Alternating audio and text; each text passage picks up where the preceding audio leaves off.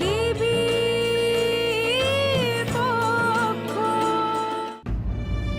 আজকের দিনে সবার সামনে এভাবে দাদাজি কি বলতে চাইছেন?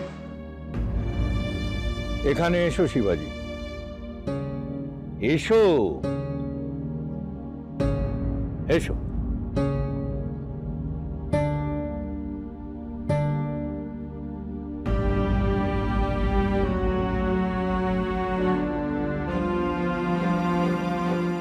তোমরা সকলেই জানো, তবু আমার বারবার করে বলতে ইচ্ছে করে, একা পথ হেঁটে এই জায়গায় এসে পৌঁছানো সম্ভব হতো না আমার পক্ষে।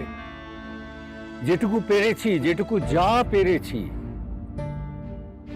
সেটা এভাবে হাতে হাত ধরে একসাথে শিবাজি আমার সঙ্গে ছিল বলে।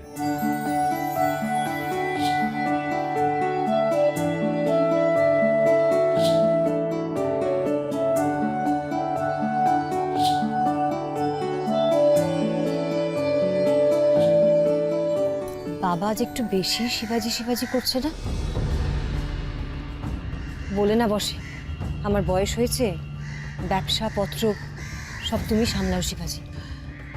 আবেগ এমনই জিনিস, সব সম্ভব। দরকার হলে আমি প্রতিবাদ করব। সাহস আছে? মানে বাবা যদি ভুল কোনো সিদ্ধান্ত নিয়ে বসেন, তাহলে তো বাবাকে অন্তত একবার বলা উচিত না? তেমন হলে আমি আলাদা করে ডেকে কথা বলবো। আমরা তো আর পানির জলে ভেসে আসিনি। বাবার মুখ থেকে একবার একটা কথা বেরিয়ে গেলে তার আর কোনো নড়চড় হয় না, সেটা তুই জানিস না? তোমরা সবাই চিরটা কাল আমাকে সবচেয়ে উঁচু আসনটা দিয়েছ, শ্রদ্ধায় ভালোবাসায় মাথায় করে রেখেছ। আর আমি এই লোকটাকে আমার এখানে রেখেছি, এখানে।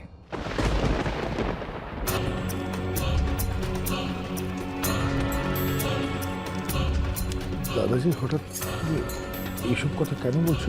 যতদিন বেঁচে থাকবো ততদিনই একটা কথাই বলে যাব, তুমি না থাকলে এই সূর্যগড়ের ভিতটাই তৈরি হতো না। আমি তো শুধু স্বপ্ন দেখেছি, সবাইকে নিয়ে একসঙ্গে সুষ্ঠুভাবে ভালোভাবে বাঁচব। সেই স্বপ্নকে তুমি পূরণ করেছো। কিন্তু দাদাজি, আমি যে শুধু তোমার বিশ্বাসের মর্যাদা রাখার চেষ্টা করেছি। এই বিশ্বাসটাই তো সব শিবাজি। আমার মনে হয় আমি মাঝে মাঝে নিজের থেকে তোমার উপর